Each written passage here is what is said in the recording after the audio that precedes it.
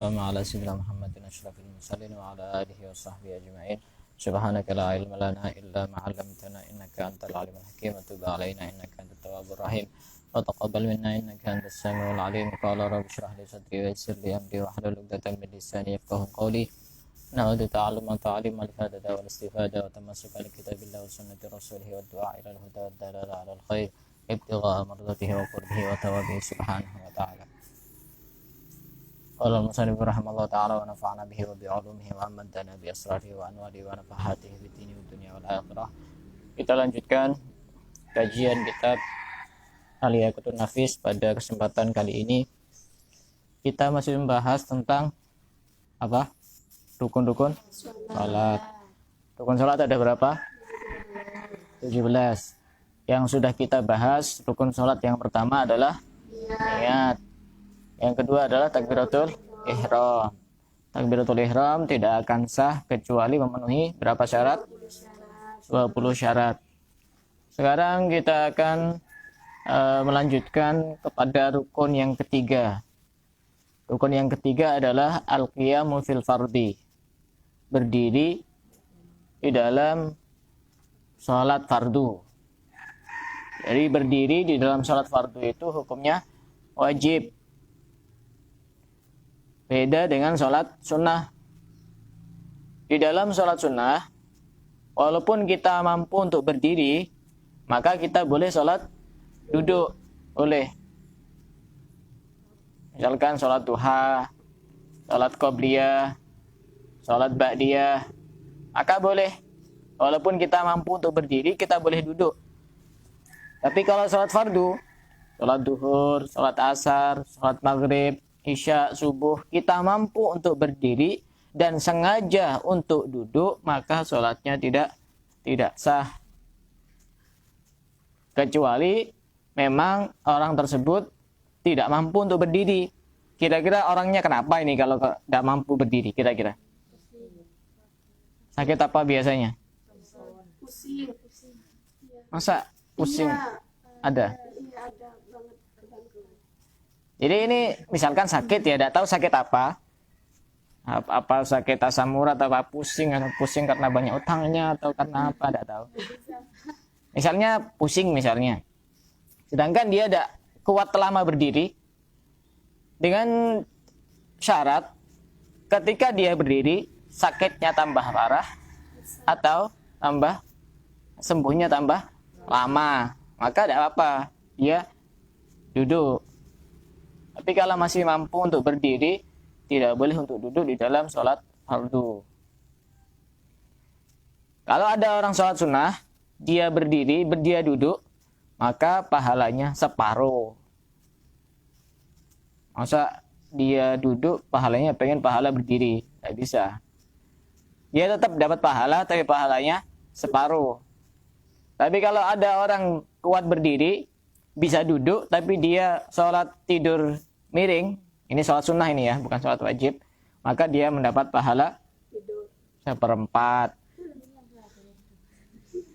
Kalau sholatnya berdiri itu pahalanya 100 utuh. Tapi kalau duduk separuh. Kalau tidur miring pahalanya 1/4. Itu kalau sholat sunnah. Kalau sholat wajib, maka tidak dapat pahala sama sekali. Justru sholatnya tidak sah ketika dia mampu untuk berdiri. Sekarang kita lanjut ke rukun yang keempat.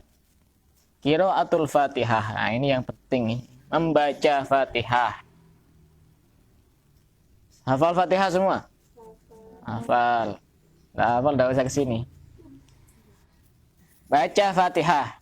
Baik dalam sholat fardu maupun sholat sunnah. Hukumnya wajib. Kalau baca surat-surat setelah membaca surat Al-Fatihah, hukumnya apa? Sunnah.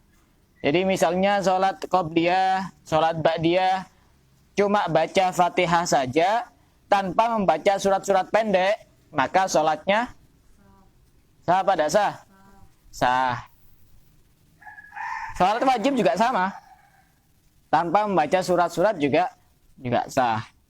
Makanya nanti tidak usah ribut-ribut ketika misalnya itu imamnya kok bacaan surat pendeknya kok salah, kemudian tidak ada yang berani ingatkan, tidak apa-apa, tidak ngefek. Kalau dia sengaja menyalahkan ya dosa. Tapi tidak ngefek urusan sah dan tidak sahnya sholat. Dan bacaan Fatihah ini akan menjadi bacaan Fatihah yang benar, menjadi bacaan Fatihah yang sah ketika memenuhi 12 syarat. Nah, ini 12 syarat ini penting. Ketika tidak memenuhi 12 syarat ini, maka bacaan Fatihahnya tidak benar dan otomatis sholatnya tidak sah, sholatnya batal. Apa syarat yang 12 itu? Yang pertama adalah at-tartib. Tartib sesuai dengan urutan. Ayat pertama apa? Bismillahirrahmanirrahim. Alhamdulillahirabbil alamin dan seterusnya sampai waladhdallin. Harus sesuai dengan urutan. Kalau misalkan tidak sesuai dengan urutan, walaupun tidak merubah makna, maka tetap tidak diperbolehkan dan sholatnya batal, sholatnya tidak sah. Contohnya misalnya, kita membaca Fatihah didahului dengan ihdinas siratal mustaqim. Ya Allah, tunjukkanlah aku ke jalan yang lurus. Siratal ladzina an'amta 'alaihim ghairil maghdubi 'alaihim waladdallin. Kemudian kita baru memulai Bismillahirrahmanirrahim. Secara urutan arti dan kandungan makna tidak ada yang berpengaruh. Toh artinya juga tidak melenceng jauh dari kandungan isi dari surat Al-Fatihah. Tapi karena tidak berurutan, maka tidak sah. Yang kedua, ini yang penting ini. Al-muwalatu. Apa itu muwalah itu? Berkesinambungan secara terus-menerus. Dikatakan tidak mualah ketika dipisah ada jeda lebih dari satu tarikan nafas, maka itu sudah tidak dikatakan mualah. Contohnya misalnya Bismillahirrahmanirrahim. Berapa kali nafas? 2. Alhamdulillahirabbil alamin. Ini sudah tidak mualah. Walaupun menurut kita kayaknya jaraknya sangat sebentar. Kira-kira tidak sampai setengah menit, ya. Seperempat menit kira-kira tidak nyampe. Cuma berapa detik itu. Tapi itu sudah tidak sah salatnya. Ketika seperti itu. Bagaimana solusinya? Ketika misalkan ada jeda seperti itu, diulang kembali. Diulang dari awal. Karena syaratnya Fatihah harus mualah. Apalagi dipisahnya dengan waktu yang cukup lama. Alhamdulillahirabbil alamin. Tiba-tiba ingat kemarin itu belum balas WA misalnya. Saya mau balas apa nanti misalnya. Sampai 5 menit baru. Ar-Rahmanir-Rahim. Tidak sah, Pak. Tidak sah. Harus diulang dari awal. Lebih dari satu tarikan nafas saja tidak sah. Apalagi satu bayangan-bayangan. Tidak sah. Satu tarikan nafas, lebih dari satu tarikan nafas, tidak sah. Jadi harus bersambung. Bismillahirrahmanirrahim. Alhamdulillahirabbil alamin. Ar-Rahmanir-Rahim. Maliki yaumiddin. Yang penting tidak lebih dari satu tarikan nafas. Bagaimana kalau lebih, tapi kita tidak sengaja? Contohnya bagaimana? Pada saat sholat, kita bersin. Ini kan dipisah, kepotong, ada jeda antara satu ayat dengan ayat yang lain. Tapi itu kan tidak keinginan kita.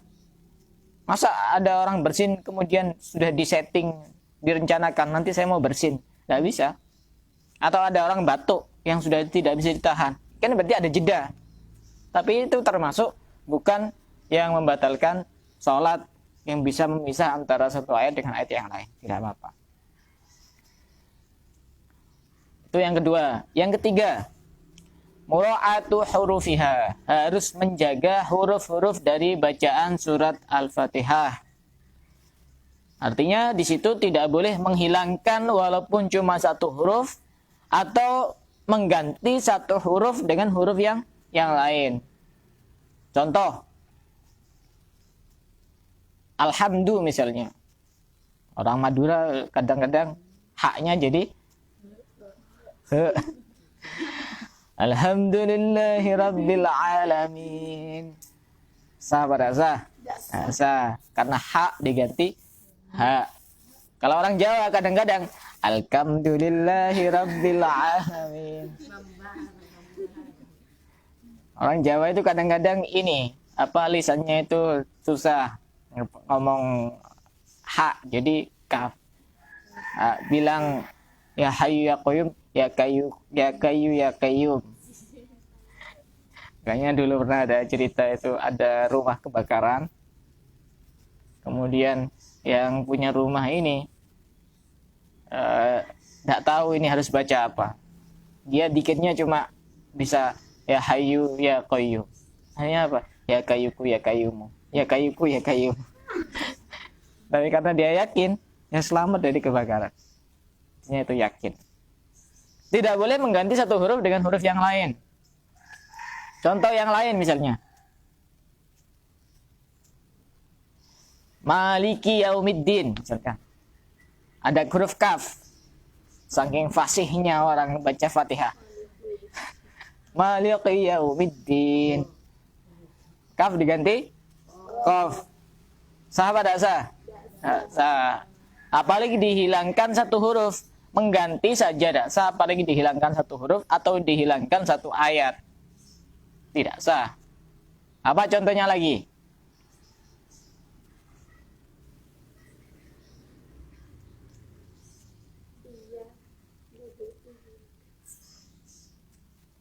Misalkan iyyaka na'budu. Na'budu misalkan. Ada dal di situ. Iyyaka na'budu misalnya. Berubah ya? Berubah. Sah apa tidak sah? Tidak sah. Karena mengganti satu huruf dengan huruf yang lain. Jadi harus benar-benar bisa untuk membaca surat Al-Fatihah, tahu makhorijul hurufnya. Saya dulu waktu pertama kali kuliah di Yaman itu, baca surat Al-Fatihah, belajar itu sampai 3 bulan. Karena apa? Karena surat Al-Fatihah ini surat yang sangat penting. Ini terkait dengan bacaan sholat. Makanya kalau nanti punya anak, kok ada yang amin? Berarti tidak siap nikah apa ya? Kalau misalkan itu punya anak, diusahakan anaknya itu nanti urusan belajar Fatihah diajari sendiri. Jangan belum bisa apa-apa dimasukkan ke TPQ, ke lembaga di luar. Ajari sendiri urusan Fatihah. Kenapa? Nanti ketika anaknya itu sholat, orang tuanya dapat kiriman pahala terus. Biar dapat celengan. Kenapa? Karena yang jadi adalah orang tuanya. Sedangkan anaknya tiap hari sholat. Kalau sholatnya cuma sholat wajib, ya sehari dapat kiriman sampai berapa? Bukan 5 kali. Bacaan surat Fatihah kan tiap rakaat wajib. 17 kali. Itu nanti belum lagi ketika anaknya rajin sholat duha 8 rakaat. Ya, anak soleh ini, solihah. Belum lagi ditambah sholat qobliyah ba'diyah misalnya. Dapat kiriman pahala terus. Makanya urusan bacaan surat Al-Fatihah itu, walaupun misalnya orang tuanya tidak sempat untuk ngajari surat-surat pendek, atau mungkin orang tuanya tidak bisa baca misalnya. Ya minimal diajari bagaimana caranya membaca Fatihah yang baik dan benar. Biar nanti orang tuanya mendapatkan kiriman pahala. Itu harus menjaga huruf-hurufnya dari huruf-huruf Al-Fatihah. Tidak boleh mengurangi atau mengganti. Tidak boleh mengurangi atau mengganti. Yang keempat, mura'atu tasydidatiha. Harus menjaga tasydid-tasydidnya dari bacaan surat Al-Fatihah. Yang sering terjadi kesalahan adalah pada saat membaca ayat iyyaka na'budu wa iyyaka nasta'in. Itu harus benar-benar ditekan. Kenapa harus benar-benar ditekan? Karena nanti kalau tidak ditekan, seakan-akan tidak ada tasydidnya, ini bahaya karena maknanya berubah. Kalau iyyaka na'budu sambil ditekan, hanya kepadamu. Kepadamu. Mu itu ke siapa? Allah. Na'budu, kami menyembah, kami beribadah. Wa iyyaka nasta'in, dan hanya kepadamu kami meminta pertolongan. Tapi ketika bacanya itu tidak ditekan, seakan-akan tidak ada tasydidnya, itu artinya berbeda. Hanya kepada sinar matahari kami menyembah. Ini kan sudah beda jauh ini. Pertama dosa, kedua sholatnya tidak sah. Makanya harus benar-benar ditekan itu. Kadang-kadang bacanya itu Alhamdulillahirabbil alamin arrahmanirrahim maliki yaumiddin iyyaka na'budu wa iyyaka nasta'in. Tekan. Iyyaka na'budu wa iyyaka nasta'in. Semua tasydid-tasydidnya harus ditekan. Ada berapa tasydidnya? Bacaan surat Al-Fatihah. Kita hitung dari awal. Itu ada bab khusus tentang bilangan tasydid di dalam surat Al-Fatihah. Kita hitung dari awal. Bismillahirrahmanirrahim. 3. Alhamdulillahi Rabbil alamin. 5. Ya. Ar-Rahmanir Rahim. 7. Benar? Maliki yaumiddin. 8. Iyyaka na'budu wa iyyaka nasta'in. Ihdinas siratal mustaqim. 11. Ya. Siratal ladzina an'amta 'alaihim ghairil maghdubi 'alaihim waladdallin. 12. 12 tasydid di dalam bacaan surat Al-Fatihah harus benar-benar terlihat. Misalkan baca ihdinas siratal mustaqim. Kadang-kadang kalau anak kecil, kadang-kadang bukan anak kecil, orang dewasa juga sama. Ihdinas siratal mustaqim. Ini kan tidak ada tasydidnya. Kalau dia sudah berkewajiban untuk sholat dan tanpa menekan tasydidnya itu, maka sholatnya tidak sah. Sholatnya batal. Paham?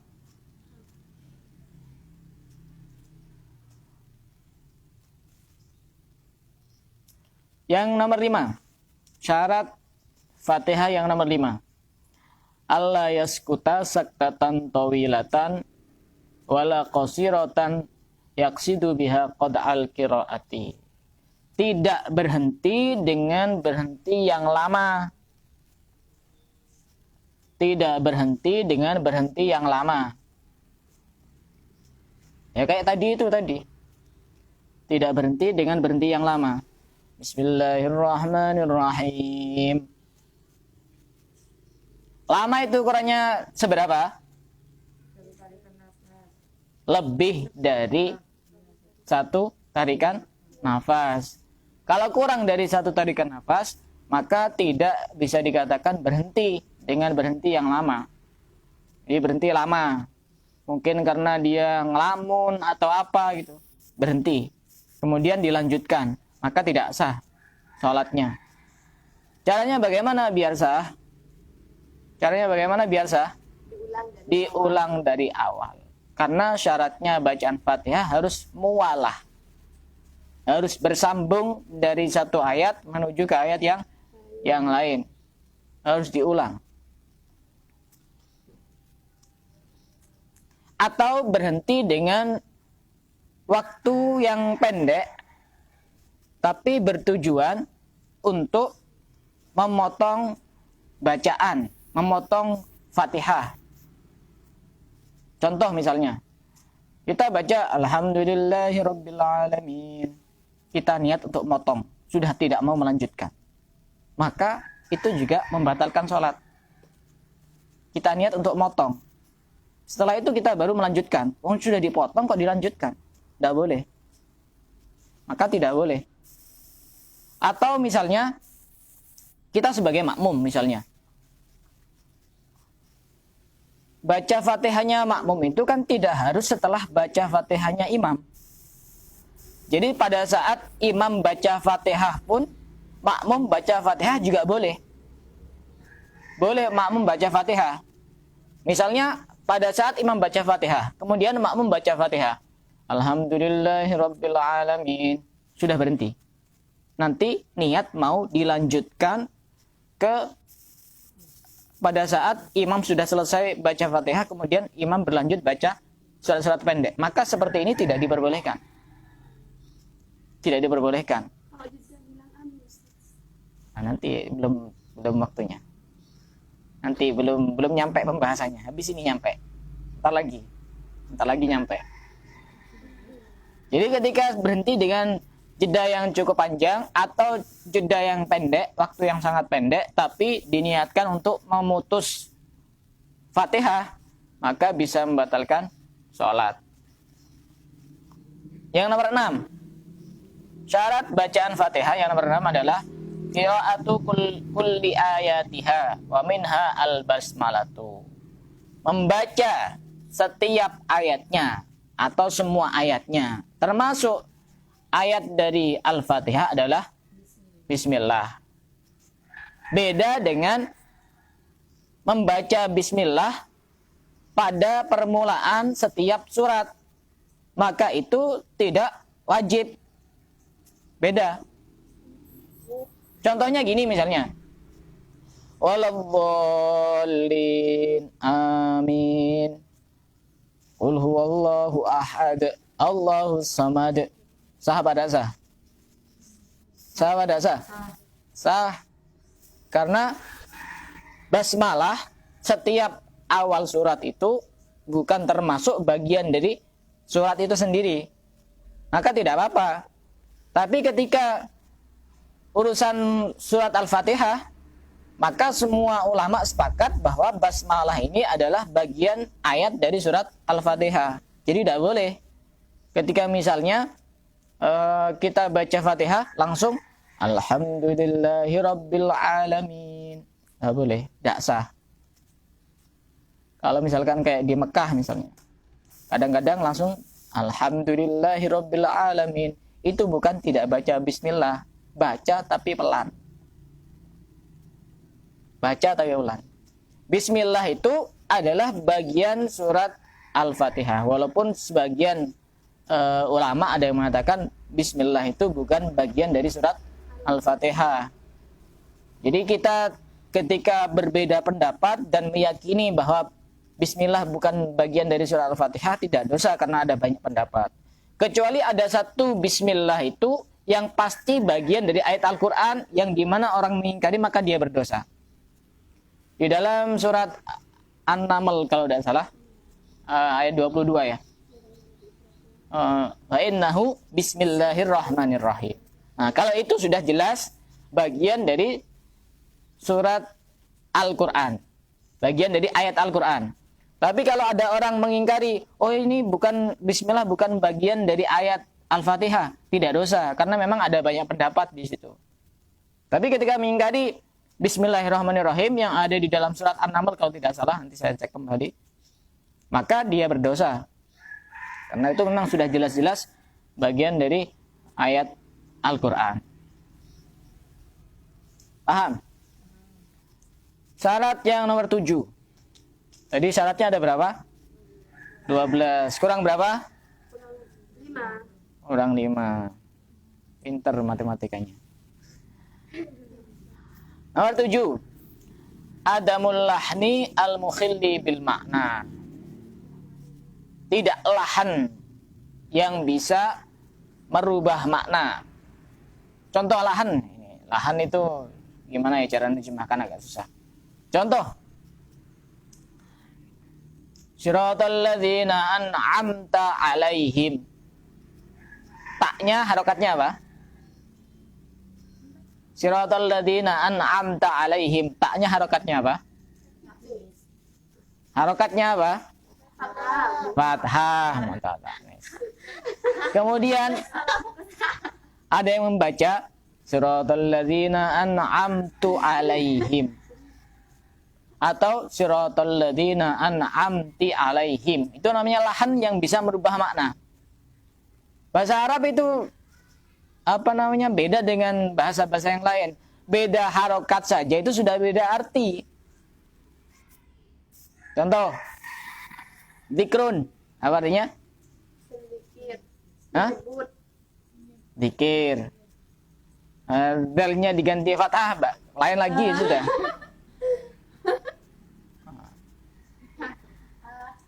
An'amta. An'amta. Ta itu kan kamu, ya. Engkau. An'amta itu artinya yang telah engkau berikan nikmat. Tapi kemudian dirubah an'amtu, yang telah aku berikan nikmat. Kan sudah lain, jauh. Apalagi an'amti, itu kan khusus untuk perempuan. Berarti seakan-akan kita mengatakan bahwa Allah itu perempuan. Itu namanya lahan. Lahan di dalam bacaan Fatihah yang bisa merubah makna. Jika dia sengaja, maka dia berdosa dan sholatnya batal. Namanya lahan. Kalau tidak sampai merubah makna ya tidak dosa. Yang dan juga tidak membatalkan sholat. Misalkan alhamdulillahi rabbil alamin. Misalkan alhamdu artinya sama. Artinya sama. Maka tidak membatalkan sholat. Yang nomor 8, antakuna halatal qiyami fil fardi. Maka ini syarat yang ke-8 ini adalah baca Fatihahnya harus dalam keadaan berdiri. Apakah mungkin orang baca Fatihah tidak berdiri? Ini dalam ibadah fardu ya, sholat fardu. Mungkin saja. Contohnya gimana? Ini contoh yang paling mungkin itu pada rakaat kedua. Rakaat kedua kan tetap wajib baca Fatihah. Jadi setelah dia sujud, dicicil dari dia mau berdiri itu. Dicicil. Alhamdulillahirabbil alamin arrahmanir rahim maliki yaumiddin. Baru berdiri. Berarti sebagian itu dibaca Fatihahnya sambil berdiri, sebagian duduk, sebagian perjalanan menuju berdiri. Maka hal yang seperti itu tidak sah. Harus benar-benar dalam keadaan berdiri baca Fatihahnya. Atau misalnya contohnya seperti ini. Rakaat pertama juga bisa. Dia tidak baca surat pendek misalkan. Salat sendirian, salat sunnah, dia tidak baca surat pendek.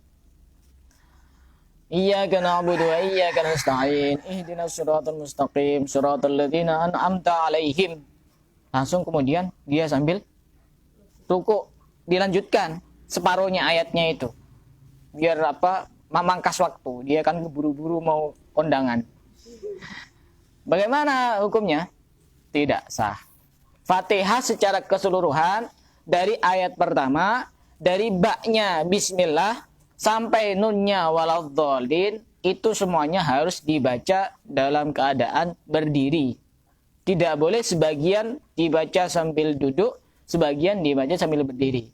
Atau sebagian dibaca sambil berdiri, sebagian yang lain dibaca sambil duduk. Atau posisi-posisi yang lain selain berdiri tidak diperbolehkan. Apalagi setelah baca Fatihah kemudian dia tidur-tiduran. Ya tidak boleh. Harus berdiri. Tidak boleh tidak berdiri. Nomor 9. Ayyusmi'a nafsahu al-qira'ah li'annaha ruknun qawli. Harus didengarkan oleh dirinya sendiri. Seperti kemarin takbiratul ihram. Kenapa harus didengarkan oleh dirinya sendiri? Karena rukun sholat itu terbagi menjadi 4. Ada rukun qalbi, rukun yang ada di hati, namanya niat.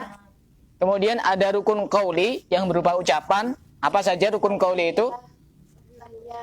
Takbiratul ihram dulu, kemudian Fatihah, terus tahiyat akhir, terus sholawat, terus salam. Semua rukun qauli ini wajib diperdengarkan oleh dirinya sendiri. tidak wajib diperdengarkan oleh orang di samping kanan dan samping kirinya. Urusan yang di kanannya tidak dengar, tidak masalah, tetap sholatnya sah. Dengar juga tetap sah. Rukun qauli itu harus didengarkan oleh dirinya sendiri, walaupun lirih. Misalnya, Bismillahirrahmanirrahim, Alhamdulillahirabbil alamin. Dengar? Dengar. Masih dengar ya. Seandainya cuma saya yang dengar ya, misalnya, ya tetap sah. Yang penting dirinya sendiri dengar dan dengan syarat suasananya adalah suasana normal. Jadi ketika pas ada acara, misalkan ada acara pernikahan atau ada acara pengajian, itu kan sound system kan cukup keras. Apalagi acaranya di rumahnya sendiri misalnya. Kemudian dia baca Fatihah, dia tidak dengar, tidak usah pinjem mix ke operator. Kemudian, oh ini kan syaratnya harus didengarkan oleh dirinya sendiri. Ini saya pinjem mic-nya. Bismillahirrahmanirrahim. Dikira orang sholat tuh harus pakai mic kan. Nah, jadi kondisi normal. Kalau kondisi tidak normal, kita mengira-ngira saja. Seandainya itu kondisinya normal, kita sudah dengar.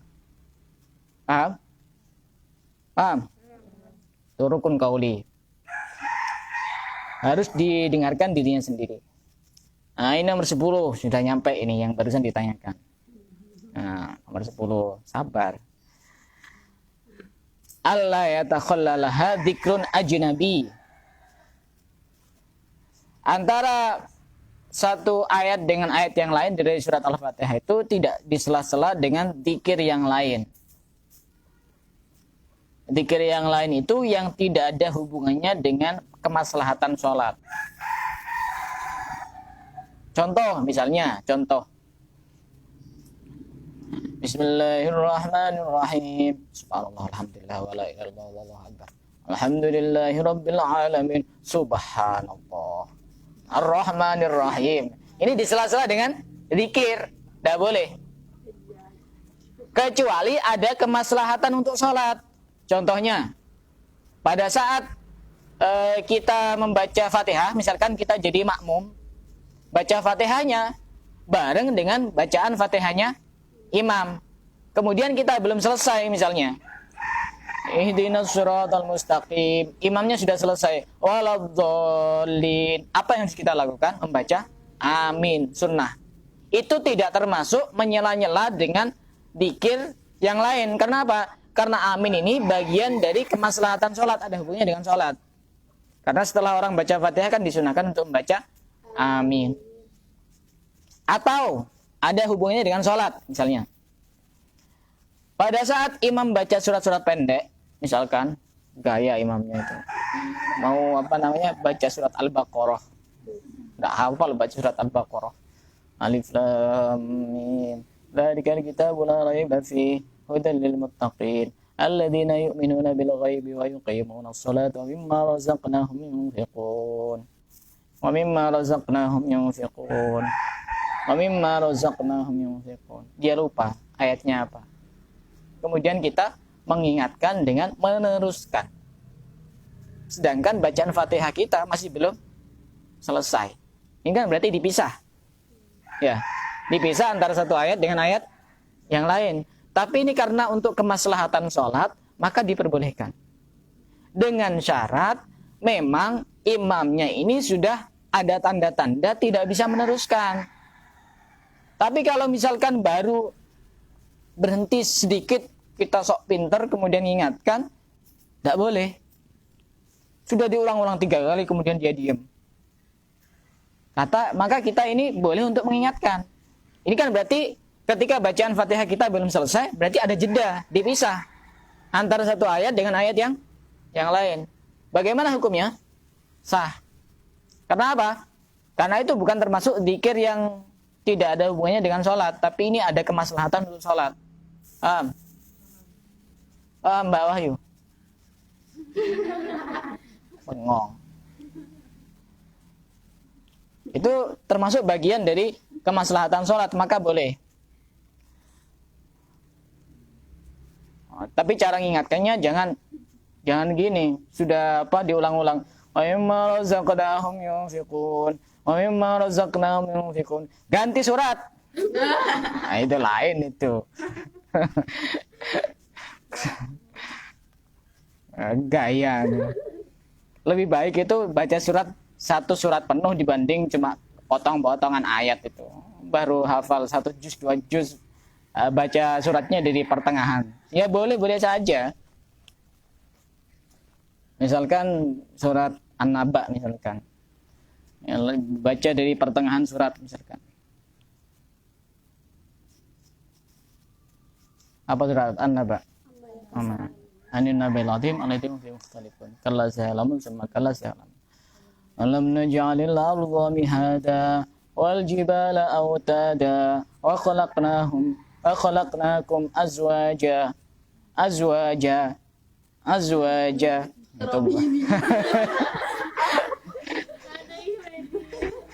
Itu saking ngebetnya pengen nikah tapi tidak keturutan itu. Azwaja terus. Sekalian qabil tuh nikah gitu. Boleh saja walaupun di tengah-tengah ayat. Cuma yang afdal itu dibaca satu surat penuh. Walaupun itu surat-surat pendek. Ada satu kondisi di mana mengingatkan imam tidak harus menunggu imamnya berhenti atau imamnya mengulang-ulang ayatnya. Pada saat bagaimana kita sudah selesai membaca surat Al-Fatihah, kita menjadi makmum. Misalkan imamnya baca surat pendek kan? Imamnya baca surat pendek, kebetulan surat yang dibaca panjang, An-Naba misalnya. Kemudian kita sudah selesai baca surat Al-Fatihah. Berarti kan Fatihahnya sudah selesai. Maka pada saat imam itu kemudian dia lupa ayatnya, Anin nabail azim, kita boleh langsung mengingatkan tanpa menunggu imam mengulang-ulang atau tanpa menunggu jeda yang cukup lama. Kenapa? Karena sudah selesai bacaan Fatihah kita. Beda ketika bacaan Fatihah kita belum selesai, maka jangan cepat-cepat mengingatkan imam. Kalau memang imam benar-benar belum lupa. Kalau imam memang benar-benar belum lupa, maka jangan mengingatkan imam. Berarti nanti tidak ada kemaslahatan untuk sholat. Maka bisa membatalkan sholat. Atau contoh, termasuk kemaslahatan sholat, berdoa di tengah-tengah ayat. Contohnya misalnya surat fayu'adzibuhullahul adzabal akbar. Ada doanya ya? Ada. Allahumma a'idni min adzabik. Ini kan berarti dipisah. Maka tidak apa-apa ketika makmumnya berdoa. Tidak apa-apa. Atau setelah baca Fatihah ada doanya kadang-kadang. Apa namanya? Allahumma hasibni hisaban yasira. Surat apa itu? Hah? Surat apa? Al-Ghasyiyah. Enggak, bukan istilah. Ada itu. Misalkan ada doa di tengah-tengah ayat atau setelah apa namanya surat juga itu termasuk bagian dari kemaslahatan sholat. Yang tidak termasuk bagian dari kemaslahatan sholat, contoh yang lain, ini membatalkan sholat ya, contoh yang membatalkan sholat. Imamnya pada saat baca Fatihah, kemudian bersin. Sedangkan ketika kita di luar sholat, itu kan disunahkan untuk menjawab. Yang bersin baca, Alhamdulillah kita, yarhamukallah. Karena ini tidak ada hubungannya dengan sholat, maka tidak perlu dijawab. Kecuali kalau di luar. Kalau dijawab sengaja, maka ini bisa membatalkan sholat. Dan imamnya juga tidak perlu membaca Alhamdulillah. Tapi ketika di luar sholat, kita disunahkan untuk menjawab orang yang bersin itu ketika memang yang bersin mengucapkan Alhamdulillah. Kalau yang bersin tidak mengucapkan Alhamdulillah, kita tidak disunahkan untuk mengucapkan yarhamukallah. Caranya bagaimana agar yang bersin itu mengucapkan Alhamdulillah? Kita ingatkan. Setelah bersin, kalau dia ada baca Alhamdulillah, kita sendiri baca Alhamdulillah. Biar orangnya baca Alhamdulillah, baru kemudian kita baca yarhamukallah. Maka kita dapat 2 pahala. Pertama mengingatkan dia baca Alhamdulillah. Kedua kita menjawab dengan jawaban yarhamukallah. Paham? Yang nomor 11. Adamus sharifi. Falau qasada bi qiraatihi ghaira Fatihatis shalah fala tasihhu. Tidak bertujuan selain membaca surat Al-Fatihah.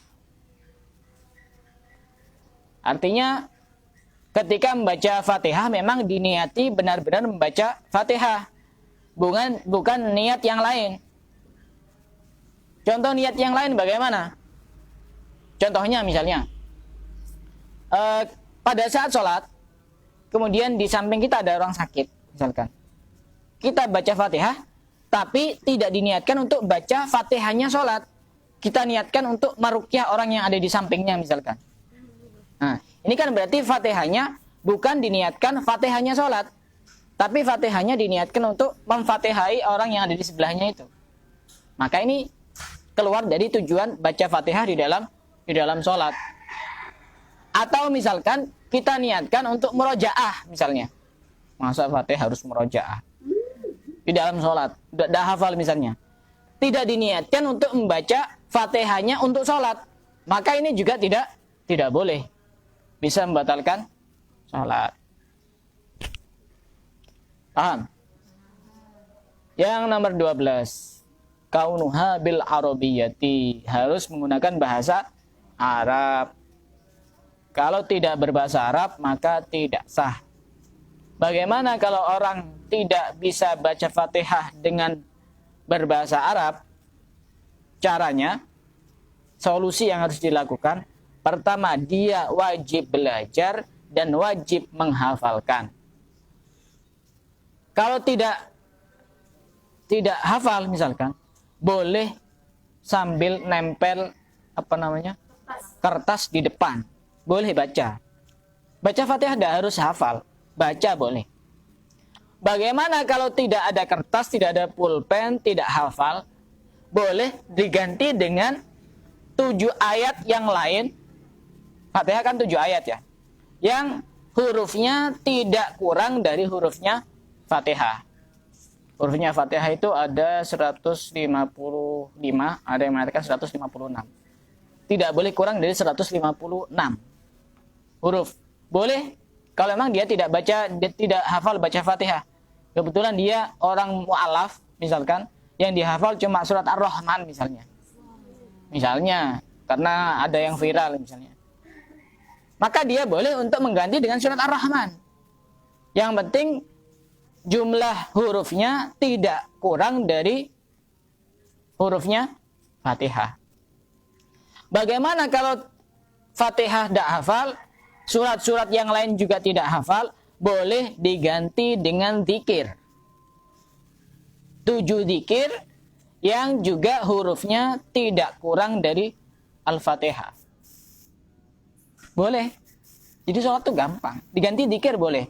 Subhanallah, alhamdulillah, wa la ilaha illallah, wallahu akbar. Atau yang lain. Yang penting nanti hurufnya tidak kurang dari hurufnya surat Al-Fatihah. Ini sudah yang paling parah. Seandainya sholat itu gampang. Makanya sholat itu gampang. Fatihah tidak hafal. Kemudian surat-surat yang lain selain Fatihah tidak bisa juga, tidak hafal. Dzikir juga tidak bisa. Bagaimana? Dia cukup berdiri dengan durasi waktu sama seperti seakan-akan dia membaca Fatihah. Di sholat itu gampang. Misalkan Fatihah itu butuh waktu berapa? 2 menit ya? Kira-kira 2 menit selesai Fatihah. Hah? Tergantung. Ya tidak usah pakai qiraah. Kalau qiraah nanti bisa 1 jam. Apalagi pakai lagu-lagu yang panjang-panjang itu. Pakai nada tinggi. Itu bukan mau baca Fatihah itu, mau undangan qiraah. Misalkan 2 menit. Maka dia ketika dah hafal Fatihah, dah hafal dzikir, dah hafal surat-surat yang lain selain Fatihah, cukup berdiri selama 2 menit. Gampang apa tidak gampang? Gampang. Sholat itu gampang, tidak ada yang susah. Baru setelah itu nanti dia ruku, kemudian i'tidal dan seterusnya. Sama dengan bacaan-bacaan yang lain, rukun-rukun qauli yang lain, boleh diganti dengan yang lain juga. Makanya belajar sholat itu gampang. Yang bikin susah itu orang yang ngajari sholat. Belum apa-apa sudah diajari doa iftitah, kabira walham. Cari yang wajib-wajib dulu, Fatihah. Kalau tidak bisa, ya tidak apa-apa. Tidak bisa, sambil belajar yang penting. Dari sini ada yang mau ditanyakan, silakan. Ya.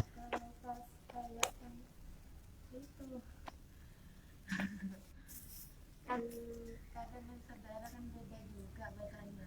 Iya. Gimana kalau kayak Contohnya. kan di sini kan dal, kalau di sana itu kan dal. Contohnya yang mana? Yang anu, apa lagi dah? Contoh bacaannya. Iya, yang kenapa itu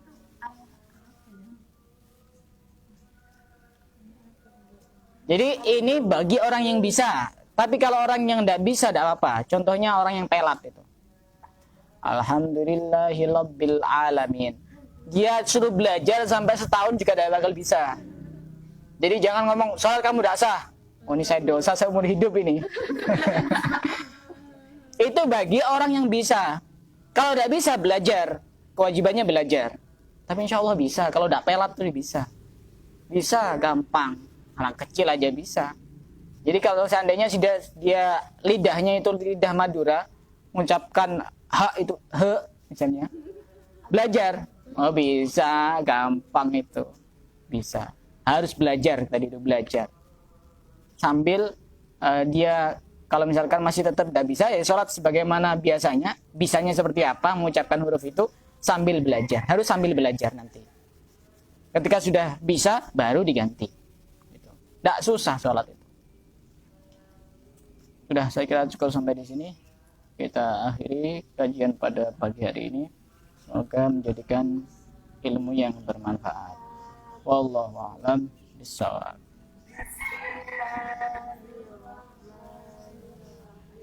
Rabbana